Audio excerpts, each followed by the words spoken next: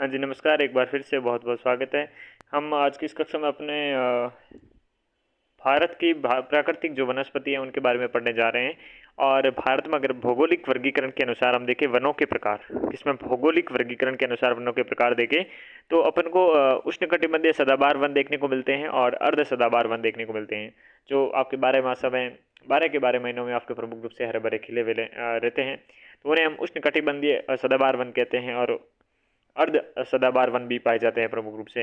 दूसरा अपने मानसूनी या पर्णपाती वन, जो मानसून पर प्रमुख रूप से डिपेंडेंट रहते हैं और यहाँ पर भी जो वन होते हैं अच्छी ग्रीनरी के साथ में अच्छी क्वांटिटी वाले आंध्र पर्णपाती या शुष्क पर्णपाती वन भी कहते हैं इन्हें। और मरुस्थलीय या फिर उष्णकटिबंधीय कांटेदार वन, उष्णकटिबंधीय आपके जो कांटेदार वन है, ये कांटेदार वन प्रमुख रूप से आपके पश्चिमी राजस्थान हुआ और जो मरुस्थल का इलाका होता है गुजरात का इलाका यानी कि पश्चिम के इलाका, और साथ ही में आपके दक्षिण के क्षेत्र में भी विशेष तौर पर आपके क्या है मरुस्थलीय या उष्णकटिबंधीय कांटेदार वन कुछ क्षेत्र में वहाँ पर भी पाया जाता है। पर्वतीय वन प्रमुख रूप से पर्वत के क्षेत्रों में ये वन पाए जाते हैं और जैसे कि लद्दाख, जम्मू कश्मीर और अरुणाचल प्रदेश के साइड में देखते हैं हम जवाहरी, ये आपके प्रमुख रूप से मैग्रोव वन या विलांचली या दलदली से अनूप वन के नाम से जानते हैं। ये वन प्रमुख रूप से आपके समुद्र के इलाकों के पास में जहाँ पर दलदली या इलाका रहता है वहाँ पर ये प्रमुख रूप से पाए जाते हैं। तो सबसे पहले अगर हम बात करें वनस्पति के प्रकारों में तो पर्वतीय वन है, ठीक है ना। पर्वतीय वनों में यहाँ पर हम देखें नक्शे के हिसाब से इंडिया का ये नक्शा आता है, तो यहाँ पर ये जो इलाका अरुणाचल प्रदेश का, सिक्किम का इलाका, यहाँ पर उत्तराखंड, हिमाचल प्रदेश का कुछ हिस्सा, लद्दाख, जम्मू कश्मीर के कुछ क्षेत्र यहाँ पर प्रमुख रूप से आपके देखने को मिलते हैं पर्वतीय वनों के अंतर्गत। वहीं उष्णकटिबंधीय कांटेदार वनों के अंतर्गत ये राजस्थान का इलाका आपको देखने को मिलेगा। राजस्थान के साथ में प्रमुख रूप से पश्चिमी राजस्थान का इलाका, गुजरात का इलाका इसके अंतर्गत देखने को मिलता है। और वहीं थोड़ा दक्षिण की तरफ अगर हम जाते हैं तो ये क्षेत्र भी आपके प्रमुख रूप से उष्णकटिबंधीय कांटेदार वन के अंतर्गत आते हैं। वहीं उष्णकटिबंधीय आपके सदाबहार वन या फिर अर्ध सदाबहार वन है, ये प्रमुख रूप से आपके कहाँ पर पाए जाते हैं, ये आपके क्षेत्र देखें तो ये साथ में समेटिव रूप में पाए जाते हैं। जैसे कि ये वाला अपना इलाका हो गया जो पश्चिमी तट का इलाका हो गया, किस तरह पश्चिमी तट का इलाका हो जाएगा और यहाँ पर ये प्रमुख रूप से पाए जाते हैं। साथ ही में आपके कुछ इस तरफ इलाके में भी देखने को मिलते हैं, ठीक है ना। वहीं वेलांचल या अनूप वन अगर हम देखें तो ये समुद्रों के पास में प्रमुख रूप से ये इलाका देख पा रहे हो, ये इलाका देख पा रहे हो, कुछ इलाका यहाँ पर देख पा रहे हो आपके यहाँ पर भी देखने को मिलेंगे। वहीं अगर उष्णकटिबंधीय पर्णपाती वनों के बारे में बात करें तो पर्णपाती वन आपके पर्णपाती वन जो आपके काफ़ी क्षेत्र में फैले हुए हैं, जो आपके बहुत ही लंबे और अधिक क्षेत्र में फैले हुए हैं देखने को मिल रहे हैं। यहाँ पर आपको बहुत बड़ा हिस्सा देखने को मिलता है जो पर्णपाती वनों का देखने को मिलता है उष्णकटिबंधीय। सबसे पहले हम सदाबहार या फिर अर्ध सदाबहार वनों के बारे में बात करेंगे। उष्णकटिबंधीय सदाबहार वन की पहले बात करते हैं। देखिएगा दोस्तों, अपने ये 250 सेंटीमीटर से अधिक की वर्षा यहाँ पर होती है। 250 सेंटीमीटर से अधिक की वर्षा होने के कारण औसत वार्षिक वर्षा रहती है इधर की, और 25 से 27 सेल्सियस डिग्री आपकी क्या है तापमान रहता है। 25 से 27 डिग्री सेल्सियस तापमान वाले क्षेत्र होते हैं यहाँ पर। और 25 से 27 याद रखना, 25 से 27 और 27 के साथ में 250 सेंटीमीटर से आपके अधिक वर्षा होती है। प्रमुख रूप से मैंने कहा पश्चिमी की ढाल होती है वहाँ पर 600 से लेकर आपके 1800 मीटर की ऊंचाई तक। महाराष्ट्र, कर्नाटक, केरल का जहाँ पर इलाका है, ये आपके पश्चिमी तट का जो इलाका देख पा रहे हो, ये यहाँ पर महाराष्ट्र का इलाका प्रमुख रूप से महाराष्ट्र हो जाएगा। महाराष्ट्र है, कर्नाटक है, केरल है, यहाँ के इलाके आपके जो पश्चिमी तट का है, कौन सा पश्चिम का जो तट है, पश्चिमी तट के हिस्से में आपके प्रमुख रूप से ये पाए जाते हैं। और साथ ही में अगर हम बात करें दोस्तों आगे बढ़ते हुए, अगर हम केरल के बाद में अंडमान निकोबार का जो क्षेत्र है, अंडमान निकोबार के क्षेत्र में भी प्रमुख रूप से ये वन पाए जाते हैं, ठीक है ना। और उत्तरी पूर्वी भारत में हिमालय के आपके दक्षिणी ढाल है, कौन सी हिमालय के जो दक्षिणी ढाल है वहाँ पर भी ये वन पाए जाते हैं। 1200 से मीटर की ऊंचाई तक के वन पाए जाते हैं। पश्चिमी बंगाल और असम में पाए जाते हैं। पश्चिम बंगाल और मुख्यतः असम में आपके पूर्वी में, उत्तर पूर्वी भारत में ये आपके पाए जाते हैं। इसके अलावा ओडिशा में भी और हिमालय के गिरिपद जो क्षेत्र हैं और भाबर तराई प्रदेशों में भी पाए जाते हैं। हमने भाबर समझा है, तराई समझा है, गिरिपद आपको बताया हुआ है। ओडिशा है, ये प्रमुख रूप से ओडिशा के क्षेत्र में पाए जाते हैं। तो सदाबहार वनों के बारे में अगर पूर्वी तट के बारे में पश्चिम तट के बारे में बात करें, वहाँ पर है अंडमान निकोबार द्वीप समूह है, लक्षद्वीप समूह, साथ में लक्षद्वीप की मैंने बात नहीं करी, तो लक्षद्वीप भी आपके रहने वाला है, तो द्वीप समूह में तो रहने ही वाला है। साथ में उत्तरी पूर्वी भारत में हिमालय के दक्षिणी ढाल के अंतर्गत भी हमने देखा पश्चिमी बंगाल है, असम है, ओडिशा है और आपके हिमालय के गिरिपद क्षेत्र जिसमें भाबर तराई प्रदेश शामिल है। वनों के बारे में बात करें तो महोगनी है, एबोनी है, रोजवुड है, आयरनवुड है, एनी है जिसे कटहल कहते हैं, सिनकोना है, चपलास है, गुर्जन है, तुलसर है, तून है, नारियल है, बैंत है आदि प्रमुख रूप से वृक्ष पाए जाते हैं। पूछे बैंत, नारियल, तून, आपके तुलसर, गुर्जन, चपलास, सिनकोना, एनी, आयरनवुड, रोजवुड, एबोनी, महोगनी, ये प्रमुख रूप से किस क्षेत्र में पाए जाते हैं या फिर कहाँ मिलते हैं, तो आपके ये प्रमुख रूप से आपके सदाबहार वनों में पाए जाने वाले हैं। इसकी विशेषता देखें तो अति सघन वन होते हैं। ऑब्वियसली बात है, जहाँ पर आप सदाबहार वन होंगे तो धीरे धीरे वहाँ पर का जो डेंसिटी है ये बढ़ती जाएगी, यानी कि सघनता बढ़ती जाएगी। लंबे वृक्ष है, 60 मीटर की बारे में बात करें तो 60 मीटर के वृक्ष पाए जाते हैं, बहुत मायने रखते हैं भाई, ठीक है ना। लगभग 180 फुट के लंबे पौधे यहाँ पर वृक्ष पाए जाते हैं। अधि पादप छतरी नुमा वृक्ष होते हैं, छतरी के नुमा वृक्ष बन जाते हैं और बहुस्तरीय संरचना वाले वृक्ष पाए जाते हैं। वन विषुवतीय रेखी आपके वनों की भांति वर्ष भर हरे भरे रहते हैं। विषुवतीय रेखी जो होती है वहाँ पर भी आपके हरे भरे रहते हैं साल भर। वैसे ही वृक्षों के पत्ते झड़ने और फूल आने का समय अलग अलग होने के कारण अलग अलग वृक्ष हैं वेरी आपके डिफरेंट टाइप के, तो वहाँ पर समय क्या है अलग अलग रहता है, तो क्या है कभी सूखता ही नहीं है। अत्यधिक जैव विविधता के कारण इनका आर्थिक दोहन कम है। देखिएगा, जैव विविधता के कारण इनका आर्थिक दोहन कम है, ठीक है ना। जैव विविधता बहुत अच्छे से है तो आर्थिक दोहन है ये कम है। उष्णकटिबंधीय अर्ध सदाबहार वनों के बारे में भी बात करते लगे हाथ, तो सदाबहार वन क्षेत्रों में अपेक्षाकृत कम वर्षा वाले भागों में, जहां पर सदाबहार वन है उससे थोड़ा सा कम वर्षा होती है, जैसे कि यहाँ पर 200 से 250 ही होती है, वो प्रमुख रूप से 250 से अधिक थी, लेकिन औसत तापमान तो वही रहने वाला है 24 से 27 के बीच में। ये अपने क्या है, सदाबहार व अर्धपर्णपाती वनों का मिश्रित रूप है। सदाबहार और अर्धपर्णपाती है, इनका मिश्रित रूप देखने को मिलता है, ठीक है ना। प्रमुख क्षेत्र में पश्चिमी तट तो अपना रहने ही वाला है। ऊपरी जो असम है वो है, पूर्वी हिमालय के निचले ढाल हैं, ओडिशा तट है, सीमावर्ती आपकी जो पहाड़ियाँ हैं लगभग वही इलाका रहने वाला है। साइडर हैं, होलक हैं, केल हैं, इरूल हैं, लारेल हैं, कुसुम हैं, हालदू हैं, सेमड़ हैं, गुटेल हैं, होपिया आपके हैं, बेंटिक हैं, कदम हैं, चंबा हैं और चंपा हैं, मुस्सेआ हैं। तो साइडर, होला, केल, इरूल, लारेल, कुसुम, हालदू, सेमड़, गुटेल, होपिया, बेंटिक, कदम, चंपा, मुसेवा, ये प्रमुख रूप से यहाँ पर वृक्ष पाए जाते हैं। इनकी भी अगर हम बात करें अगले की तरफ तो बड़े, हमने जितनी अगर सारांश के रूप में बात करें तो हमने भाई देखी कि भौगोलिक वर्गीकरण के आधार पर हम वनों के प्रकार देख रहे हैं, किसके आधार पर, भौगोलिक वर्गीकरण के आधार पर देख रहे हैं। और इसके अंतर्गत हमने 5 प्रकार 5 नाम देखे जिसको एक एक करके पढ़ रहे हैं। उष्णकटिबंधीय सदाबहार वन हमने देखा जो पश्चिमी तट के इलाके में प्रमुख रूप से पाए जाते हैं, द्वीप समूह में पाए जाते हैं। उत्तरी पूर्वी आपके जो इलाका है, मतलब पूर्व का जो इलाका प्रमुख रूप से असम वगैरह का क्षेत्र वहाँ पर देखने को मिलता है, ठीक है ना। ओडिशा का क्षेत्र देखने को मिलेगा, पश्चिम बंगाल का क्षेत्र देखने को मिलेगा। 250 से अधिक आपकी वर्षा होती है सदाबहार वनों में। जो अर्ध सदाबहार वन होते हैं वो 200 से 250 के बीच में वर्षा देखने को मिलती है। 24 से 27 में प्रमुख रूप से डिग्री सेल्सियस तापमान देखने को मिलता है।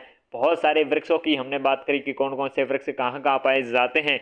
और इसी के आगे बढ़ते हुए अपन बात करते हैं मानसूनी या पतझड़ वन, जिसमें देखिएगा 70 से लेकर 200 तक, 70 से लेकर 200 आपके सेंटीमीटर के बारे में बात करें तो सेंटीमीटर वर्षा वाले भागों के बीच पाए जाते हैं, जिनकी पत्तियां शुष्क मौसम के पश्चात एक साथ गिर जाती हैं। जब शुष्क मौसम आता है तो उस समय क्या है, आपके झपेट में जाता है किसका पत्ती होगा, तो आपके सूखा बढ़ जाता है। तो सर्वाधिक क्षेत्र पर आपके भी वन पाए जाते हैं। सर्वाधिक क्षेत्र में आपके पर्णपाती वन, प्रमुख रूप से आपके पर्णपाती वन, मैंने पहले ही कहा था कि सर्वाधिक क्षेत्र में आपके ये पाए जाने वाले वन होते हैं, ठीक है ना। वार्षिक अगर हम वर्षा के बारे में बात करें तो इन्हें आपके 2 उपभागों में, वर्षा की मात्रा के हिसाब से अगर 2 उपभागों में बांटेंगे, एक होता है आर्द्र मानसूनी और एक हो जाएगा आपके थोड़ा शुष्क मानसूनी। हम प्रमुख रूप से 70 से लेकर 200 के बीच में देख रहे हैं, तो एक कैटेगरी आपकी आ जाएगी। एक कैटेगरी आएगी मेरे भाई कहाँ से, 100 से लेकर 200 के बीच की, और एक आ जाएगी 70 से लेकर 100 के बीच की कैटेगरी, जिसे हम प्रमुख रूप से देखिएगा दो भागों में बांटकर देखते हैं। एक 70 से 100 वाले के बीच में शुष्क मानसून कहेंगे, और जो आंध्र मानसून वन है वो आपके 100 से लेकर 200 सेंटीमीटर की वर्षा कराएंगे। तमिलनाडु है, आंध्र प्रदेश है, ओडिशा है, छत्तीसगढ़ है, मध्य प्रदेश है, झारखंड है, पश्चिम बंगाल है, उत्तरी पूर्वी राज्य हैं, हिमाचल के, हिमालय के आपके दक्षिण में गिरिपथ के उत्तराई क्षेत्र हैं, पंजाब हरियाणा से लेकर उत्तर प्रदेश बिहार असम पाए जाने वाले, यानी कि बहुत विस्तृत क्षेत्र में पाया जाता है। ये तमिलनाडु नीचे से स्टार्ट हो रहा है, तमिलनाडु के पास में, नाडु के पास में, सॉरी लाडू नहीं नाडु, आंध्र प्रदेश हो जाएगा, उससे ऊपर उड़ीसा हो जाएगा, फिर ऊपर बढ़ेंगे छत्तीसगढ़ हो जाएगा, उसका पड़ोस एमपी हो जाएगा, ऊपर चलेंगे तो झारखंड हो जाएगा, उसके पास में यूपी हो जाएगा, यूपी के बाद बिहार हो जाएगा, आगे बढ़ते जाओ हरियाणा हो जाएगा, हरियाणा के बाद आप पंजाब चले जाओ, वहाँ पर मिल जाएंगे, ठीक है ना।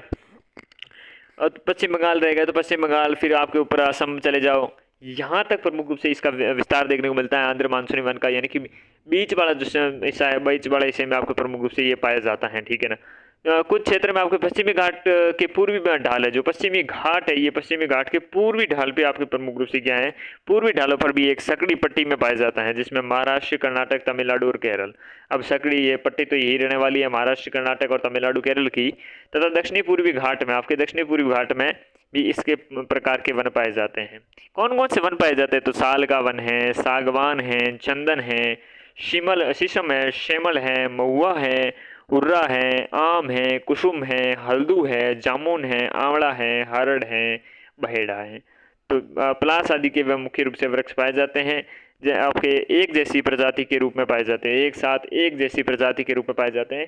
साल, सागवान, चंदन, शीशम, सेमड़, महुआ, हुर्रा, आम, कुसुम, हल्दू, जामुन, आंवला, हरड़, बहेड़ा, प्लास। इसलिए भारत में सर्वाधिक आर्थिक दोहन इन्हीं वनों का हुआ है। और शुष्क वनों की अगर हम बात करें तो वार्षिक वर्षा वाले क्षेत्र में आंध्र मानसूनी क्षेत्र के पश्चिम में उत्तर से आपके लेकर दक्षिण तक की एक पट्टी के रूप में पंजाब के बाद हरियाणा, पूर्वी राजस्थान, पश्चिमी उत्तर प्रदेश, पश्चिमी मध्य प्रदेश, बिहार, गुजरात, पूर्वी महाराष्ट्र, उसके बाद में अगर हम बात करें पश्चिमी कर्नाटक, पूर्वी तमिलनाडु आदि एक पट्टी, विस्तृत रूप से एक पट्टी पाई जाती है। ये पट्टी में आपके देखने को मिलते हैं ये वाले पंजाब, हरियाणा, पूर्वी राजस्थान, पश्चिमी उत्तर प्रदेश, पश्चिम एमपी, आपके बिहार, गुजरात, पूर्वी महाराष्ट्र, पश्चिमी कर्नाटक, पूर्वी आपके तमिलनाडु आदि राज्य पाए जाते हैं। शुष्क मानसूनी आपके वन में 70 से लेकर 100 सेंटीमीटर की वर्षा होती है, और उत्तर भारत के मैदान में आपके वन पार्क नुमा भूदृश्य, पार्क लैंड बनाते हैं, और ये सागवान और अन्य पेड़ों के मध्य हरी भरी घास होती हैं। ओके, नेक्स्ट अगर हम बात करें तो नेक्स्ट अपन प्रमुख रूप से नीम के यहाँ पर वृक्ष पाए जाते हैं। नीम के साथ में पीपल हैं, बरगद हैं, महुआ हैं, बेल हैं, आम हैं, हल्दू हैं, शीशम है, अमलतास हैं, अक्सलवुड हैं, ठीक है ना, ये अक्सलवुड यहाँ पर भी आ गया है, खेर हैं, पलास हैं, तेंदू हैं आदि प्रमुख रूप से वृक्ष पाए जाते हैं, ठीक है ना। ओके,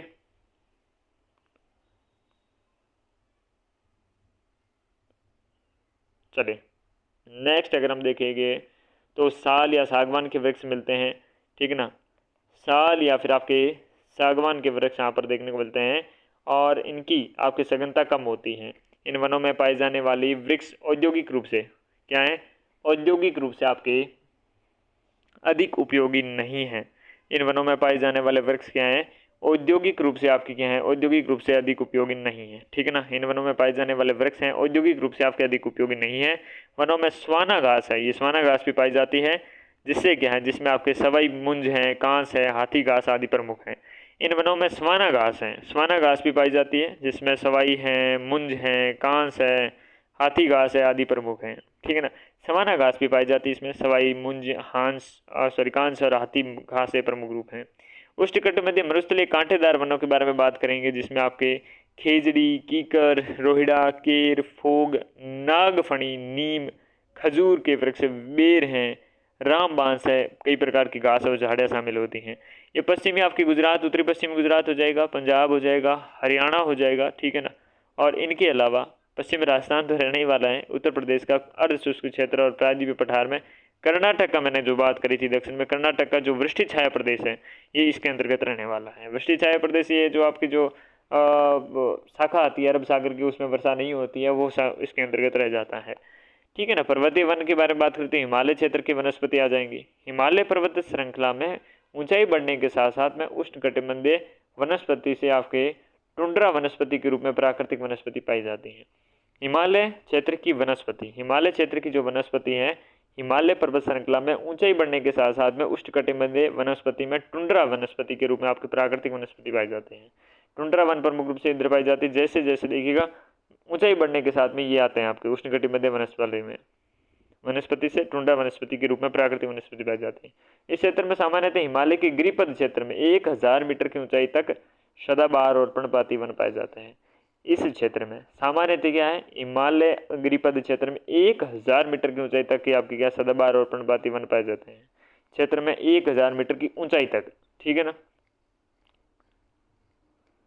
और इसमें देखिए ऊंचाई प्रमुख रूप से आपके शीतोष्ण कटिबंधीय चौड़ी पत्ती वाले वन, कोणधारी वन, अल्पाइन वन, टुंड्रा वन। देखिएगा टुंड्रा वन की जब भी बात आएगी तो हिमालय के वन आएंगे आपके, ठीक है ना। हिमालय क्षेत्र की वनस्पति में पर्वतीय वनों के बारे में बात करेंगे तो टुंड्रा वन है, अल्पाइन है, कोणधारी वन है, वाले वन है, ठीक है ना। मतलब सॉरी चौड़ी पत्ती वाले वन है, ठीक है। पूर्वी हिमालय में देखिए तो पूर्वी हिमालय के क्षेत्र में ऊंचाई के साथ में तापमान में परिवर्तन के कारण 4 प्रकार की प्राकृतिक वनस्पति उधर पाई जाती हैं। एक शीतोष्ण चौड़ी पत्ती की अपने वन जिसे आंध्र शीतोष्ण वन होते हैं 1000 से 2000 मीटर की ऊंचाई वाले, जिसमें ओक, मेपुल, वालनट और चेस्टनट, चिनार, ठीक है ना, चिनार, चेस्टनट, वालनट, मेपुल और ओक। शीतोष्ण कोणधारी या फिर शंकुधारी वन में देखें तो 1500 से लेकर 3000 मीटर की ऊंचाई तक चीड़, देवदार, सप्रूस, सिल्वर फर या जूनिपर, बर्च आदि प्रमुख रूप से पाए जाते हैं। तो इधर भी ये आपने बात रहने वाली है। 1500 से 3000 मीटर की ऊंचाई तक शीतोष्ण कोणधारी शंकुधारी वन पाए जाते हैं, ठीक है ना, जहाँ पर देवदार हैं, चीड़ हैं, सप्रूस है, ठीक है ना, और सिल्वर है, फर है, जूनी पर हैं, बर्च आदि हैं। अल्पाइन के वन भी पाए जाते हैं 3000 से 4000 मीटर की ऊंचाई पर। 3000 से 4000 की मीटर की ऊंचाई पर आपके अल्पाइन के वन पाए जाते हैं, ठीक है ना। अत्यधिक दूर दूर कुछ बिखरे हुए वृक्ष सिल्वर फर, जूनिपर और आपके रोडोडेंड्रोन आदि पाए जाते हैं, आदि भी पाए जाते हैं। सिल्वर फर और आपके सिल्वर फर, जूनिपर और रोडोडेंड्रोन आदि भी पाए जाते हैं, ठीक है। अल्पाइन वन 3000 से 4000 की मीटर की ऊंचाई पर। और टुंड्रा वनस्पति की बारे में बात करें तो 4000 से 4800 मीटर की ऊंचाई पर टुंड्रा की वनस्पति पाए जाते हैं। छोटी घास, सेवाल, लाइकेन, मोस, विलो, सेज, काई आदि पर आपकी वनस्पति पाई जाती हैं। छोटी घास होती है वहाँ पर, सेवाल हैं, लाइकेन है, मोस हैं, विलो हैं, सेज हैं। बर्फ गिरने के कारण आपके दबकर नष्ट हो जाते हैं, तो वहाँ पर इतने क्या है टुंड्रा वन में इस प्रकार की घासें ही, छोटी घासें ही पाई जाती हैं, सेवालें वगैरह पाई जाती हैं। अल्पाइन में हमने अत्यधिक दूर दूर कुछ बिखरे कुछ वृक्ष आपके सिल्वर फर, जूनिपर और आपके रोडोडेंड्रोन आदि भी पाए जाते हैं, ठीक है। 3000 से 4000 मीटर की ऊंचाई पर। शीतोष्ण हमने देख लिया 1500 से 3000, यानी कि ऊंचाई के साथ में अलग अलग प्रकार के ऊंचाई कम हो रही है वृक्षों की। पश्चिमी हिमालय वन पूर्वी हिमालय की तुलना में यहाँ पर अल्प वर्षा होती है, वनस्पति की प्रभावित करती है। सीधी बात है, प्रभावित तो करेगी भाई, वर्षा कम होगी तो वहाँ पर 900 आपके मीटर की ऊंचाई तक अर्ध मरुस्थलीय वनस्पतियाँ, 900 मीटर की ऊंचाई तक अर्ध मरुस्थलीय वनस्पतियाँ, 900 से आपके 1800 मीटर की ऊंचाई तक चीड़, श्यामल, ढाक, शाल और शीशम वन। 1800 से 3000 के बीच में अगर हम देखें तो ये आपके समशीतोष्ण कोणधारी वन, जिसमें सिल्वर फर वनस्पति आ गई, चीड़, देवदार, नीला पाइन, एल्डर, पॉपुलर और बर्च। इसके ऊपर आपके अल्पाइन वन है, ठीक है ना, इसके ऊपर अल्पाइन वन है, टुंड्रा वन है, हिमाच्छादित वनस्पतियाँ मिलती हैं। इसके ऊपर आपके क्या है, इसके ऊपर अल्पाइन वन, आपके टुंड्रा वन, हिमाच्छादित वनस्पतियाँ मिलती हैं, ठीक है ना। अल्पाइन वन, टुंड्रा वन हो जाएगा, हिमाच्छादित वनस्पतियाँ मिलती हैं। शिवालिक हिमालय के बारे में बात करें तो संसाधनात्मक दृष्टि से अत्यंत ही महत्वपूर्ण है। साल, सागवान, बांस, सबई घास पाए जाते हैं, ठीक है ना। साल हैं, सागवान हैं, ये आपके बांस, सबई घास, ये शिवालिक हिमालय में पाए जाएंगे, ठीक है भाई। चलिए दक्षिणी भारत की आपके पर्वतीय वनस्पतियों के बारे में बात कर लेते हैं अब। तो ये पश्चिमी घाट है, विंध्याचल है, नीलगिरी पर्वत है, वहाँ पर श्रृंखला में 3 भागों में पाए जाते हैं। समुद्र तल से 1500 मीटर तक की ऊंचाई पर रहते हैं ये आपकी बात करें तो इन क्षेत्रों में निम्न ऊंचाई वाले क्षेत्रों में उपोष्ण कटिबंधीय वन व अधिक ऊंचाई वाले क्षेत्रों में शीतोष्ण कटिबंधीय वन पाए जाएंगे, ओबियसली बात है। क्षेत्र केरल, तमिलनाडु, कर्नाटक, पश्चिमी घाट, सतपुड़ा और मेकाल श्रेणियां प्रमुख रूप से रहने वाली हैं। नीलगिरी, अन्नामलई और पालनी की पहाड़ियों पर पाए जाते हैं। शीतोष्ण कटिबंधीय वनों को आपके सोलास या 16 के नाम से जाना जाता है, ठीक है ना। किस नाम से? सोलास या फिर 16 के नाम से जाना जाता है शीतोष्ण कटिबंधीय वनों को। शीतोष्ण कटिबंधीय वनों को आपके सोलास या फिर 16 के नाम से जानते हैं। आपके मैग्नेलिया, लारेल, सिनकोना, वेटल आपके प्रमुख रूप से मुख्य वृक्ष हैं। कौन कौन से? मैग्नेलिया हैं, लारेल हैं, सिनकोना हैं और वेटल है, ठीक है ना, मुख्य वृक्ष रहने वाले हैं। ज्वारीय वन देखिए, जो देखो समुद्र तट से आपके भागों में, जैसे गंगा ब्रह्मपुत्र के डेल्टा हो गया, गोदावरी, कृष्णा, कावेरी, महानदी डेल्टा हो गया, आंध्र प्रदेश, तमिलनाडु और ओडिशा के बीच में। पश्चिमी के में गुजरात के तट हो जाएंगे, अंडमान निकोबार द्वीप समूह के प्रमुख रूप से अंडमान निकोबार द्वीप समूह के आपके क्या हो जाएंगे, पाए जाएंगे। पश्चिम बंगाल में आपके सुंदरवन डेल्टा है, गुजरात का तट है, अंडमान निकोबार समूह आपके अत्यधिक विकसित हैं। यहाँ पर सुंदरी के वन पाए जाएंगे, फोनिक्स हैं, नीपा है, मैग्रोव हैं, क्योडो है, एंगार हैं, एंगारा, ताड़ हैं, सोनेरिटा है, राइजोफेरा है, सोनेरेसिया है, नारियल हैं, ठीक है ना, और कैसूरिना है और हेरोटेरिया है आदि मुख्य वृक्ष पाए जाएंगे। और लवणोद्भिद भी कहा जाता है इन्हें। 6740 वर्ग किलोमीटर क्षेत्र है भारत में इसका मैंग्रोव वनों का। तो विश्व के क्षेत्रफल का कितना 7% हो जाएगा आपके। मिष्टी वन भारत सरकार की तटीय क्षेत्र में आपके मैंग्रोव वृक्षारोपण को बढ़ावा देने के लिए एक पहल है। क्या मिष्टी? किसके लिए? वन भारत सरकार की मिष्टी वन है भारत सरकार की तटीय क्षेत्र में आपके मैंग्रोव जो मैंग्रोव है वृक्षारोपण को बढ़ावा देने के लिए एक महत्व है, ठीक है ना।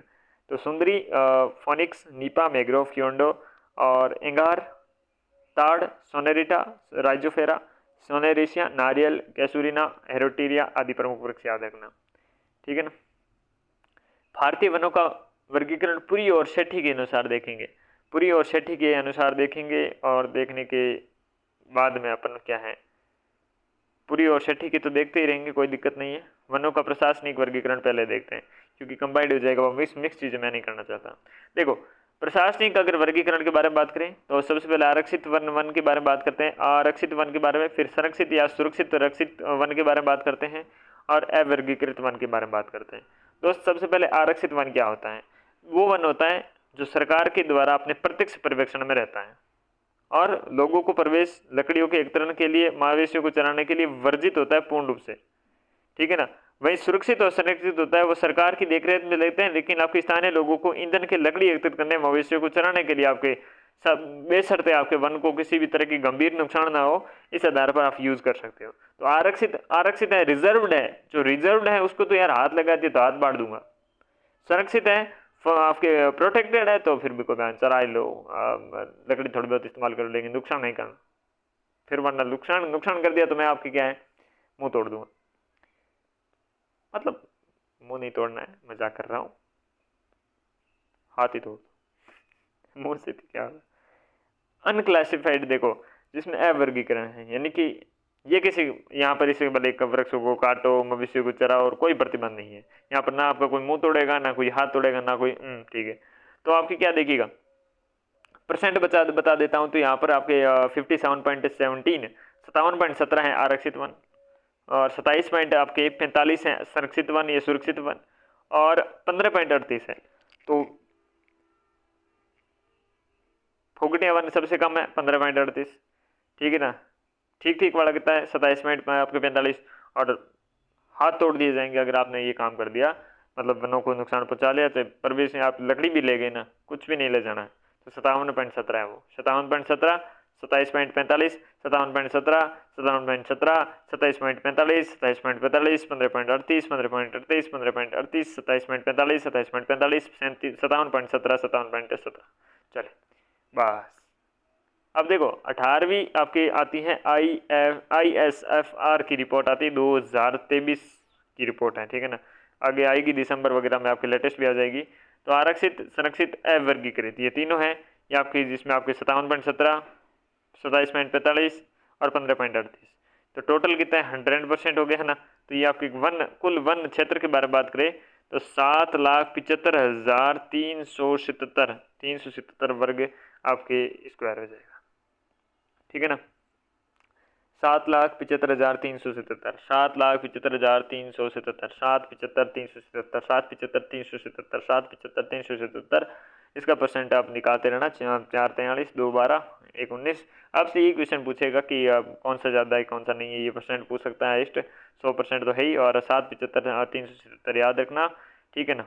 ये रिपोर्ट अपने देख ली, प्रमुख रूप से इनके कौन सा आपके वर्गीकरण रहने वाला है, इतना पोर्शन हमने पढ़ लिया।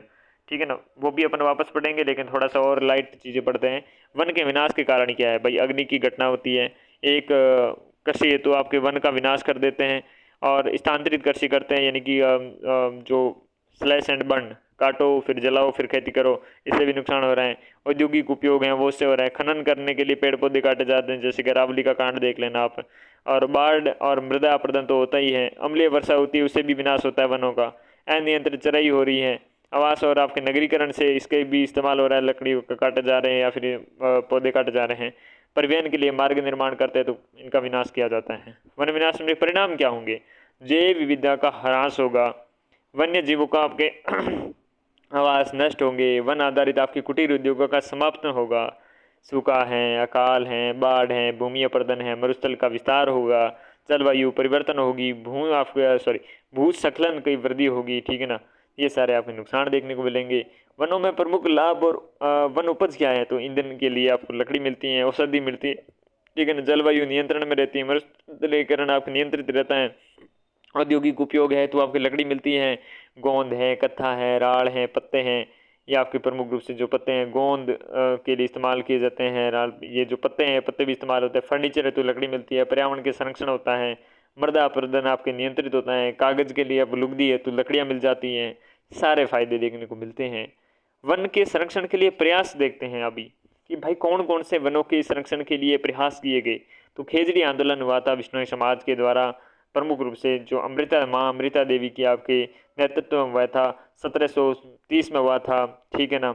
और अभय सिंह नाम का एक हरामी राजा हुआ था, 363 स्त्री पुरुषों ने आपके अपने प्राण न्यौछावर कर दिए थे। प्रतिवर्ष भाद्र माह में शुक्ल पक्ष की दशियों को आपके विश्व का एकमात्र वृक्ष मेला लगता है खेजड़ी जोधपुर में, ये बात आपने सही सुनी ना।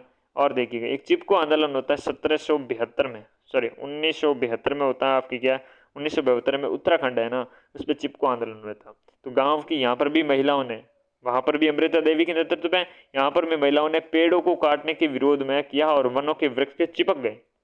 और गोरा देवी जो गौरा देवी हैं, ये गोरा देवी के नेतृत्व में वहाँ के निवासियों द्वारा किए गए, इस यहाँ पर गोरा देवी है वहाँ अमृता देवी हैं, चिपकी कौन, गोरा देवी निवासियों के द्वारा अपने इस कार्य को, ये आपके यहाँ चिपको आंदोलन के रूप में जाना जाता है। कालांतर में इस आंदोलन को से आपके क्या हैं, कौन जुड़े थे आपके सुंदरलाल बहुगुणा, सुंदरलाल बहुगुणा भी आपके चिपको आंदोलन से जुड़े थे, 1972 की बात है।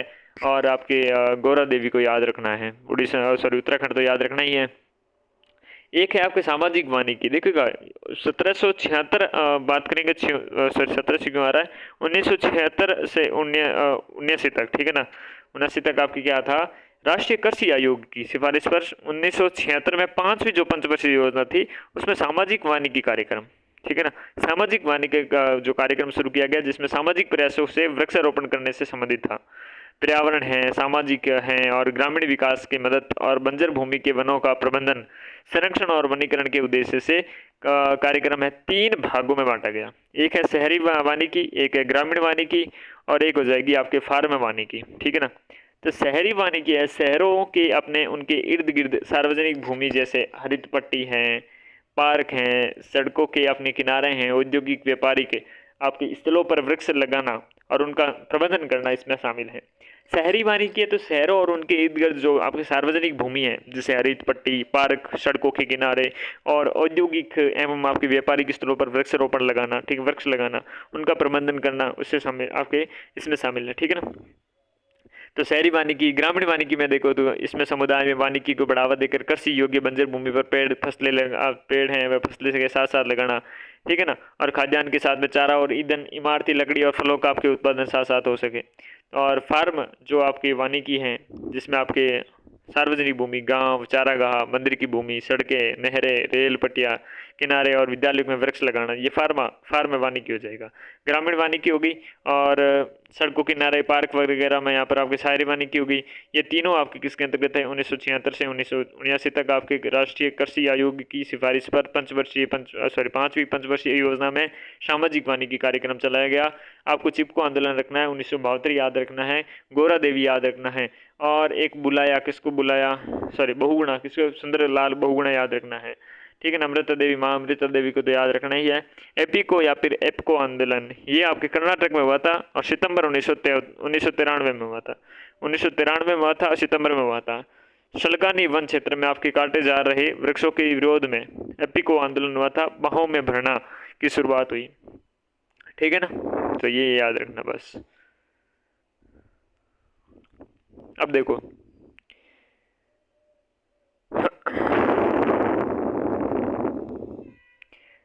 बीज बीज बचाओ और नवादन्य आंदोलन। उत्तराखंड के टिहरी क्षेत्र की बात है कि रासायनिक उर्वरकों को प्रयोग के बिना कृषि करने पर बल दिया। बीज बचाओ नवादान्य आंदोलन, उत्तराखंड टिहरी क्षेत्र।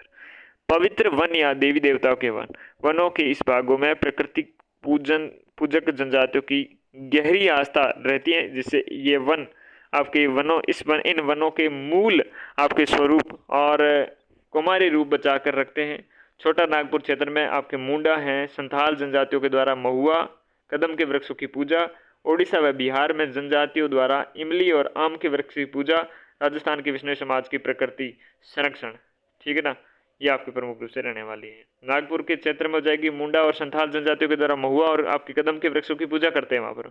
मुंडा और आपके संथाल हैं, मुंडा और संथाल आपके क्या है, महुआ और कदम के वृक्षों की पूजा।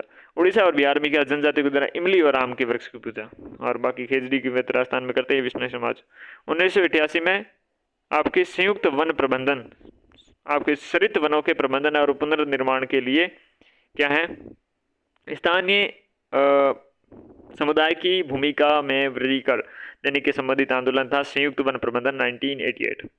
राजस्थान के अलवर जिले में 5 गांवों के लोगों ने 1200 हेक्टेयर भूमि को आपके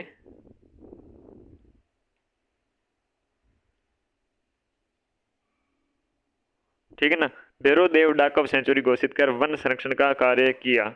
अलवर जिले में 5 गांव लोगों ने, ठीक है ना, 1200 हेक्टेयर भूमि को आपके भैरोदेव डाकव सेंचुरी घोषित कर वन संरक्षण के आपका कार्य किया था। ठीक है ना। बिहार के भागलपुर जिले के आपके धरहरा गांव और राजस्थान के राजसमंद जिले में पिंपलाद्री में भी क्या है, बेटी के जन्म पर वृक्ष लगाए जाते हैं। राष्ट्रीय वन नीति देखिए, ये वन नीति 1884 में आई। कब आई? 1894 में, सॉरी। भारत में सबसे पहले पहली वन नीति 1894 में आई। स्वतंत्रता के बाद 1952 में आती है। और राष्ट्रीय वन नीति, ठीक है ना, 1988 में संशोधित किया जाता है। राष्ट्रीय वन नीति के अनुसार भौगोलिक क्षेत्र में 33% आपके वन होना अनिवार्य है और पहाड़ी में 60 और मैदानी में 20। वनों से संबंधित संस्थाएं हैं, एक नागपुर में है, कौन सी? राष्ट्रीय पर्यावरण अभियांत्रिकी अनुसंधान संस्थान है। राष्ट्रीय पर्यावरण अभियांत्रिकी अनुसंधान संस्थान नागपुर। राष्ट्रीय पर्यावरणीय अभियांत्रिकी अनुसंधान संस्थान नागपुर। वर्षा वन अनुसंधान संस्थान जोरहाट असम। वर्षा वन अनुसंधान संस्थान जोरहाट असम। वर्षा वन अनुसंधान संस्थान जोरहाट असम। केंद्रीय शुष्क, ये तो सबको पता है, काजरी कहाँ पर है? जोधपुर में। काजरी शुष्क क्षेत्र अनुसंधान संस्थान हो गया, ठीक है। ओके, ये बात भाई, ठीक है। संयुक्त वन प्रबंधन 1988 याद रखना, ठीक है ना। भैरोदेव डाकव सेंचुरी याद रखना, अलवर का सरिस्का, ठीक है ना। ठीक है भाई साहब, चले। भारत वन स्थित रिपोर्ट देखे तो ISFR 2023 में जारी करने वाली संस्था देखिएगा कौन है, तो पर्यावरण वन और आपके जलवायु परिवर्तन मंत्रालय के अधीन कार्य करने वाली संस्था है भारतीय वन सर्वेक्षण FSI देहरादून के द्वारा। तो क्या है, भारत वन स्थित रिपोर्ट ISFR 2023 जारी करने वाली संस्था है पर्यावरण वन और जलवायु परिवर्तन मंत्रालय के अधीन कार्य करने वाली संस्था भारतीय वन सर्वेक्षण FSI देहरादून। 1987 में पहला संस्करण आया था, 18वें संस्करण आया 21 दिसंबर 2024 को। यह रिपोर्ट दो वर्ष में बाद जारी होती है। और इस बार आंकड़ों के लिए भारतीय अंतरिक्ष अनुसंधान केंद्र इसरो के दूर संवेदी उपग्रह था रिसोर्स सेट 2 उपयोग किया गया, जिसमें आपके प्रयुक्त मानचित्रों का पैमाना 1 रेशियो आपके 50,000 उपयोग किया गया।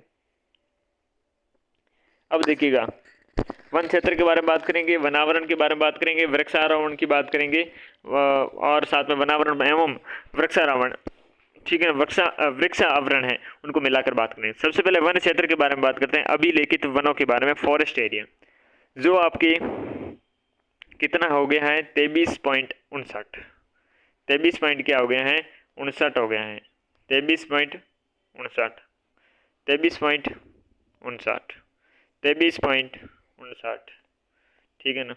चल जा भाई, चल गया। 23 नहीं चल रहा।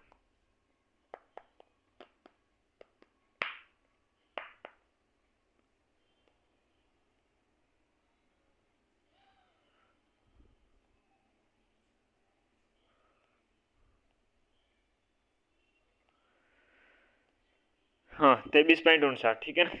क्या है? वृक्ष आवरण है। क्या है? वृक्ष, सॉरी वन क्षेत्र है। क्या है? वन क्षेत्र है, वन क्षेत्र है। वनावरण के बारे में बात करें तो कितना है? 21.76,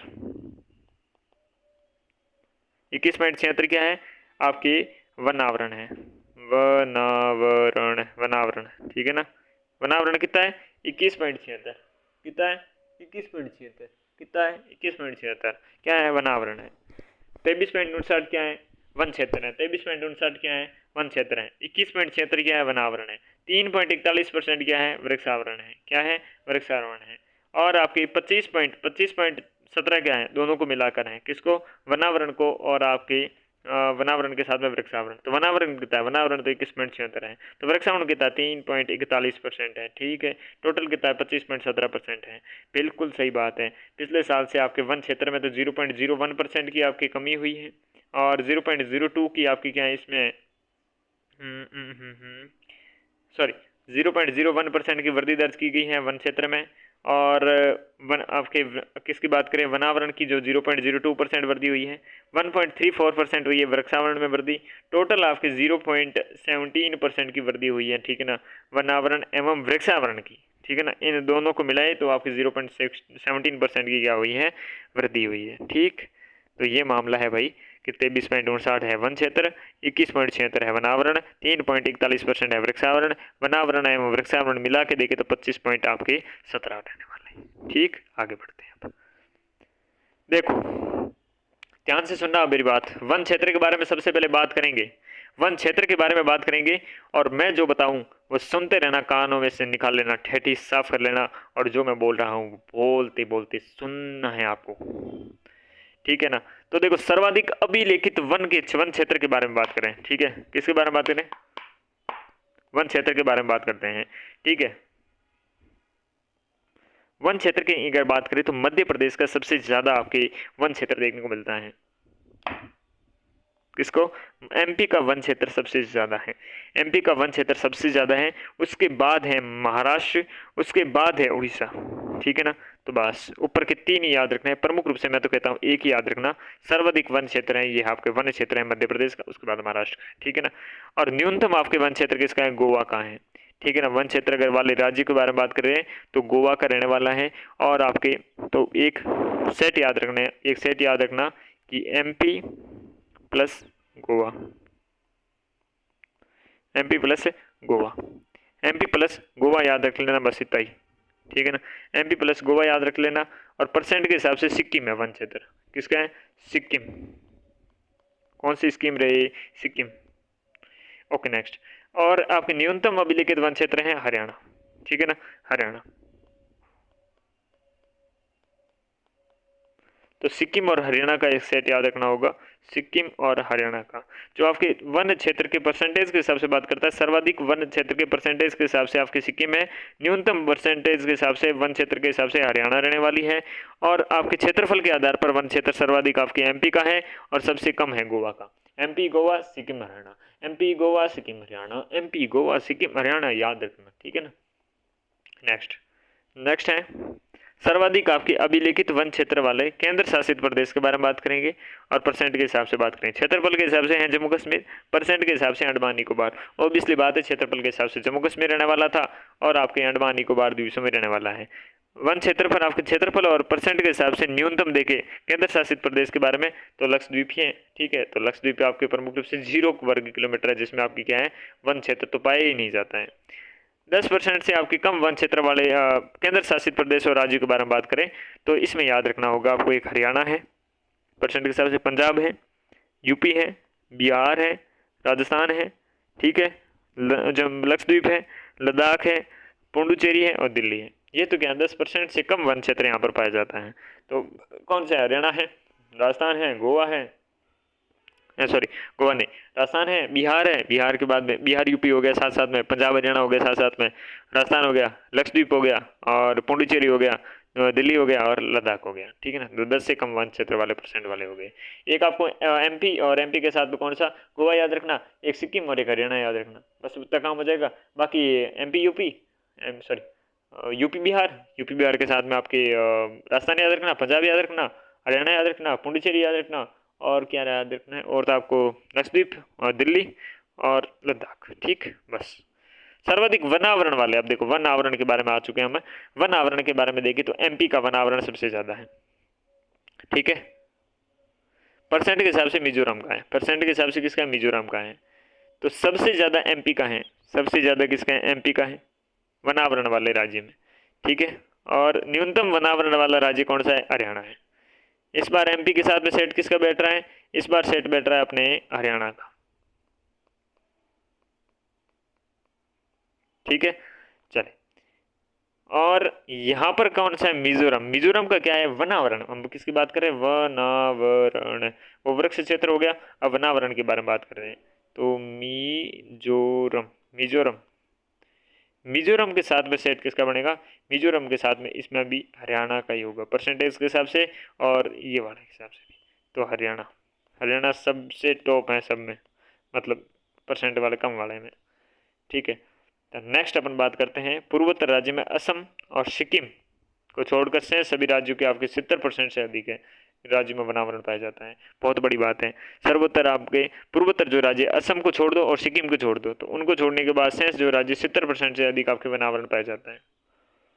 ठीक है, तो एक सेट में वनावरण में ये सेट याद रखना भाई कि एमपी, एमपी के साथ में हरियाणा याद रखना। ठीक है, और एक याद रखना मिजोरम, और मिजोरम के साथ में हरियाणा याद रखना। ठीक, वनावरण का आपके क्लियर हो जाएगा मामला। नेक्स्ट हम बात करते हैं वनावरण में वृद्धि वाले। देखें तो शीर्षक आपकी मिजोरम है, मिजोरम में सबसे ज़्यादा वृद्धि हुई है। और कमी वाले देखें तो एमपी में वनावरण में कमी हुई है। जो सबसे ज़्यादा कभी कभी बड़ा होता है ना, उसकी आपकी कमी हो जाती है, और परसेंटेज वाइज जो आपकी ज़्यादा होता है ना, उसकी वृद्धि ही देखने को मिलती है। तो मिजोरम वृद्धि वाला है और कमी वाला है एमपी। नेक्स्ट, भारत में कुल वनावरण क्षेत्र आपके हैं 7,15,342, सॉरी हाँ ठीक 42 वर्ग किलोमीटर, जिसमें से अभिलेखित वन क्षेत्र, वन क्षेत्र के आपके भीतर 5,20,365 वर्ग किलोमीटर। अभिलेखित वन क्षेत्र के बाहर कौन से? बाहर कितना है? 1,94,977। तो जो वन क्षेत्र है उसके भीतर तो है 5,20,365 और बाहर कितना है? 1,94,977। टोटल कितना है? 7,15,342। केंद्र शासित प्रदेश में सर्वाधिक वनावरण देखेगा और न्यूनतम देखेगा। जम्मू कश्मीर का सर्वाधिक आपके वनावरण रहने वाला है और सबसे कम है चंडीगढ़ का। 75% से आपके वनावरण वाले अधिक राज्य में बात करें तो वनावरण में आपके लक्षद्वीप के भी ज़्यादा हैं। मिजोरम हो गया, अंडमान निकोबार आपके हो जाएगा द्वीप, अरुणाचल प्रदेश हो जाएगा और मेघालय हो जाएगा।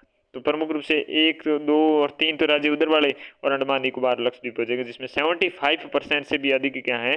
75% से भी अधिक आपके वनावरण वाले राज्य या केंद्र शासित प्रदेश रहने वाले हैं। 33 से आपके 75 वनावरण वाले राज्य या केंद्र शासित प्रदेश में देखें तो इसमें मणिपुर, नागालैंड, त्रिपुरा, गोवा, केरल, सिक्किम, उत्तराखंड, छत्तीसगढ़, दादर नागर हवेली या दमन द्वीप, असम, ओडिशा, जम्मू कश्मीर। तो मणिपुर, नागालैंड, त्रिपुरा, गोवा, केरल, सिक्किम, उत्तराखंड, छत्तीसगढ़, दादर नागर हवेली, असम, ओडिशा, जम्मू कश्मीर, वनावरण में 33% से आपके 75% तक वाले हैं।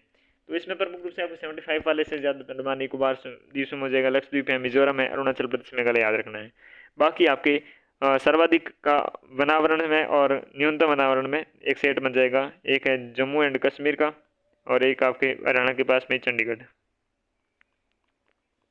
ओके, नेक्स्ट हम बात करते हैं अपन भारत में 33% से अधिक वनावरण रखने वाले राज्य या केंद्र शासित प्रदेशों की संख्या देखें तो 17 है। 33% से अधिक वन क्षेत्र रखने वाले केंद्र शासित प्रदेश और राज्यों की संख्या आपकी कितना है? 16 है, जिसमें आपके 13, 4, 13, 3। तो ये हो जाएगा वनावरण, ये हो जाएगा वृक्ष, ये वन क्षेत्र हो जाएगा। ठीक है ना।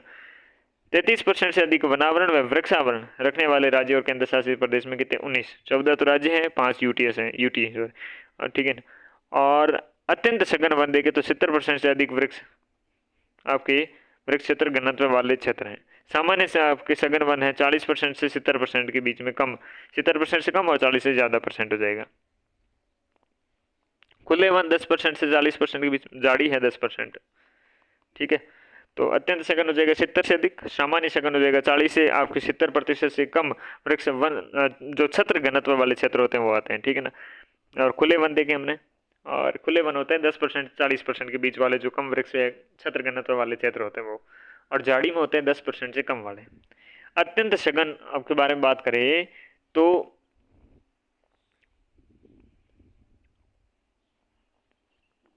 3.12% है। सामान्य सघन की बात करें तो 9.36 है। खुले वन के बारे में बात करें तो 9 पॉइंट आपकी 28% है। कुल देखे वनावरण तो 21.76 था ही वनावरण, 21.76। झाड़ी के बारे में बात करें तो 1.33।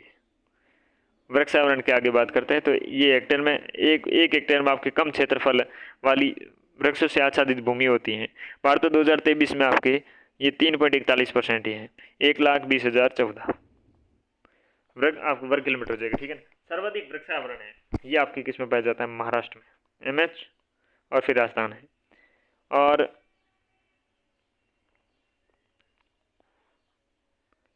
वनावरण या वृक्षारोपण प्रतिशत रखने वाले केंद्र शासित प्रदेश में देखे, वनावरण या वृक्षावरण प्रतिशत रखने वाले सर्वाधिक में है लक्षद्वीप। कौन है, लक्षद्वीप। सर्वाधिक वनावरण और वृक्षारोपण वाले आपके शीर्ष राज्य क्षेत्रफल के हिसाब से कौन है, MP है, ओके। और परसेंट के हिसाब से मिजोरम है। वनावरण और वृक्षावरण साथ में।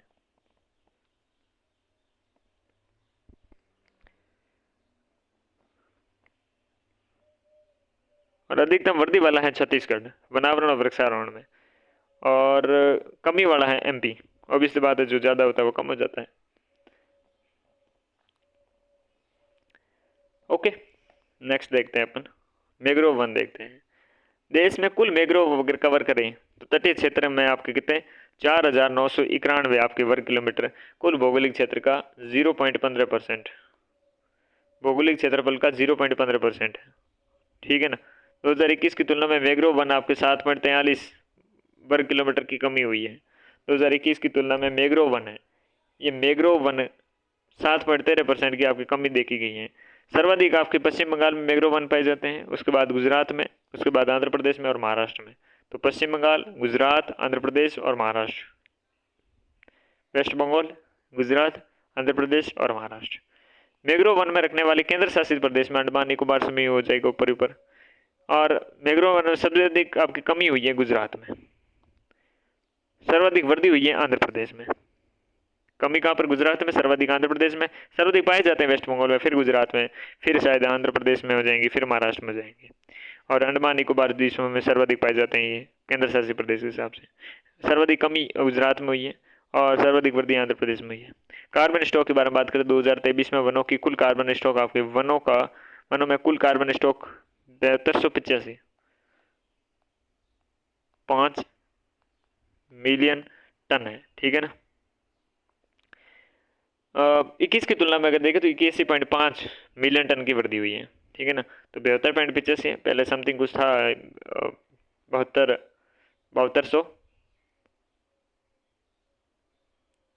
7200 के आसपास था, ठीक है ना, 7204 एक था, और अब हो गया 7285, यानी कि 81.5 मिलियन टन की वृद्धि हुई है, ठीक। सर्वाधिक अगर कार्बन स्टॉक के बारे में बात करें तो अरुणाचल प्रदेश के, सर्वाधिक कार्बन स्टॉक अरुणाचल प्रदेश का, किसका है, आंध्र प्रदेश का नहीं है।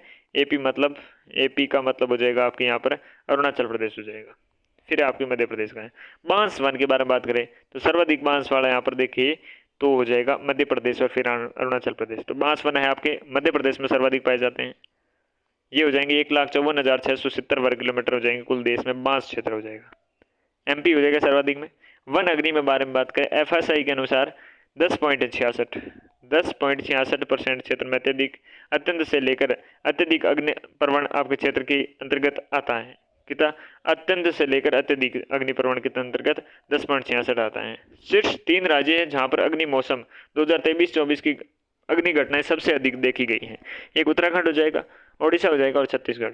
उत्तराखंड, ओडिशा और छत्तीसगढ़, तो शीर्ष 3 राज्य वहाँ अग्नि मौसम 2023-24 में सर्वाधिक घटनाएं जहाँ पर आपके उत्तराखंड आपके सर्वाधिक में आएगा। तो बात समझ में आई ना। उत्तराखंड में सबसे ज़्यादा अग्निकांड हुए हैं आपके, ओके, और 10.66% है। बांस आपके सबसे ज़्यादा एमपी में पाया जाता है, 1,54,670 की बात है। कार्बन स्टॉक आपके इस समय 7285 मिलियन टन हो चुका है। सर्वाधिक आपके अरुणाचल प्रदेश में है। मैंग्रोव वन में सर्वाधिक वृद्धि आंध्र प्रदेश में देखी गई है। सबसे कमी आपके गुजरात में देखी गई है। अंडमान निकोबार द्वीप समूह में आपके सर्वाधिक मैंग्रोव वन पाए जाते हैं एज ए यूटी के आधार पर। पश्चिम बंगाल, फिर गुजरात, फिर आंध्र प्रदेश और महाराष्ट्र का ये क्रम रहने वाला है मैंग्रोव वन में। टोटल आपके 4991 आपके क्या है वर्ग किलोमीटर क्षेत्र पाया जाता है। और 2021 की तुलना में आपके 7.43 वर्ग किलोमीटर की कमी हुई है। ठीक है ना, भौगोलिक क्षेत्र का 0.15% है और 7.43 वर्ग किलोमीटर की कमी देखी गई है। हम बात करें अगर भाई वनावरण के बारे में बात करते हैं, और वनावरण और वृक्षावरण के बारे में बात करते हैं, तो आपके सर्वाधिक बात करें क्षेत्रफल है मध्य प्रदेश का वनावरण और वृक्षारोपण के साथ में, और मिजोरम रहने वाला है इसमें आपके परसेंट के हिसाब से। और अधिकतम वृद्धि वाले राज्य हैं छत्तीसगढ़ में आपके वनावरण और वृक्षारोपण में वृद्धि हुई है, और कमी देखी गई है मध्य प्रदेश की। ठीक, केंद्र शासित प्रदेश के हिसाब से लक्षद्वीप के समूह का सर्वाधिक आपके वनावरण और वृक्षारोपण प्रतिशत रहने वाले केंद्र शासित प्रदेश हैं। सर्वाधिक वृक्षारोपण की बारे में बात करें वृक्षावरण की, तो वृक्षावरण है आपके महाराष्ट्र का। महाराष्ट्र का आपके सर्वाधिक वृक्षावरण है। ठीक है ना, वृक्षावरण के बारे में बात कर रहा हूँ। फिर राजस्थान की बारी आती है, तो वृक्षारोपण की इतनी बात करूंगा, सर्वाधिक वृक्षावरण की इतनी ही बात करनी है अपन ने, ज़्यादा लंबी चौड़ी नहीं करनी है। तो वनावरण के प्रकार हमने देखे, अत्यंत सघन होता है 70% से अधिक, सामान्य सघन होता है 40 से 70 के बीच में, खुले वन होते हैं 10 से 40 के बीच में, यानी कि उनके छाया क्षेत्र के हिसाब से। ठीक है, झाड़ी वाले होते हैं 10 से भी कम वाले। तो झाड़ी का क्षेत्र 1.33% है, यानी 4362 किलोमीटर है वर्ग किलोमीटर। ठीक, तो 1.33 याद रखना है। और कुल वनावरण है अपना 2176, पहले ही बात कर चुके हैं। अत्यंत सघन में आता है 3.12, सामान्य सघन में आता है 9.36, और खुले वन में आता है 9.28। तो सामान्य सघन के वन आपके सर्वाधिक हैं, सामान्य में जाएंगे 40 से आपके 70% वाले। ठीक है ना, खुले वन में आपके 10 से 40 के बीच में आएंगे। झाड़ी वाली बात हम नहीं करते, 10% से हो जाएगी कम। ठीक, खुले वन हो गए। सबसे ज़्यादा सामान्य आपके सघन वन हो जाएंगे, उसके बाद खुले हैं, उसके बाद अत्यंत सघन है, उसके बाद झाड़ी है। ठीक है, 33% से अधिक वनावरण व वृक्षावरण रखने वाले राज्य और केंद्र शासित प्रदेशों की संख्या है 19, और 14 है जिसमें राज्य, और 5 है यूटी प्रदेश। ठीक है ना, 5 क्या है, यूटी प्रदेश है। ओके, 33% से अधिक आपके वनावरण है और वृक्षारोपण रखने वाले राज्य और केंद्र शासित प्रदेश। 33% से अधिक वन क्षेत्र रखने वाले 16 हैं, 13 और 3 का मामला रहने वाला है। वनावरण के बारे में बात करें तो ये 17 होंगे, 13 और 4 की बात रहेगी। ठीक है, 33 से 45% से कम वाले केंद्र शासित राज्य ये बात कर चुके हैं। 75% से ज़्यादा वनावरण वाले राज्य और केंद्र शासित प्रदेश की बात करें तो लक्षद्वीप है, मिजोरम है, अंडमान निकोबार है, अरुणाचल प्रदेश है और मेघालय है। वनावरण के बारे में बात करें, ठीक है ना। और सबसे ज़्यादा आपके यहाँ थोड़ा ऊपर आते हैं वापस, यहाँ देखते हैं सर्वाधिक आपके अभिलेखित वन क्षेत्र बात करूंगा, क्षेत्रफल के हिसाब से एमपी है और न्यूनतम वाला गोवा है। एमपी गोवा का याद रखना वन क्षेत्र में, परसेंट के हिसाब से सिक्किम और हरियाणा याद रखना। ठीक है ना, वन क्षेत्र में। ओके, नेक्स्ट है अपना कौन सा अभिलेखित वन क्षेत्र हो जाएगा केंद्र शासित प्रदेश के हिसाब से जम्मू कश्मीर का आपके सर्वाधिक हो जाएगा। सर्वाधिक वन क्षेत्र प्रतिशत के हिसाब से हो जाएगा अंडमान निकोबार। ठीक है, जम्मू कश्मीर और अंडमान निकोबार समूह। न्यूनतम वाले हो जाएंगे आपके क्षेत्रफल और प्रतिशत के हिसाब से दोनों में ही आपके लक्षद्वीप हो जाएंगे। किसकी, वन क्षेत्र की बात कर रहे हैं। 10% से कम वाले में हमने हरियाणा, पंजाब, उत्तर प्रदेश, बिहार, राजस्थान, लक्षद्वीप, लद्दाख, पुडुचेरी, दिल्ली की बात कर ली। सर्वाधिक वनावरण वाले राज्य हो जाएंगे, वनावरण वाले में एमपी हो जाएगा, और एमपी के साथ में आपके हरियाणा का सेट बैठेगा न्यूनतम में। ठीक है ना, एमपी का ज़्यादा, हरियाणा में न्यूनतम वनावरण। वनावरण के परसेंट के हिसाब से मिजोरम का ज़्यादा, हरियाणा का कम। वनावरण का ये परसेंटेज हो जाएगा प्रतिशत के हिसाब से। वनावरण की बात करी, वन क्षेत्र की बात कर ली, वनावरण के बारे में बात कर ली। न्यूनतम वनावरण वाले आपके कौन से हैं, ये हो गया। ठीक है, और वनावरण कि वृद्धि वाले देखें तो मिजोरम में सबसे ज़्यादा वृद्धि, सबसे कम ज़्यादा कभी आपके कमी देखी गई है वो एमपी की थी। ठीक है, तो फिर चले, ये बातें हमने करी, और ये आपके परसेंटेज रहने वाले हैं। 23.59 है वन क्षेत्र, 21.76 वनावरण है, वृक्षावरण है 3.41, वनावरण और वृक्षावरण साथ मिला के हैं 25.17। 18वीं रिपोर्ट थी। रिसोर्स सेट 2 याद रखना है, ये तो हमने देख लिए थे। और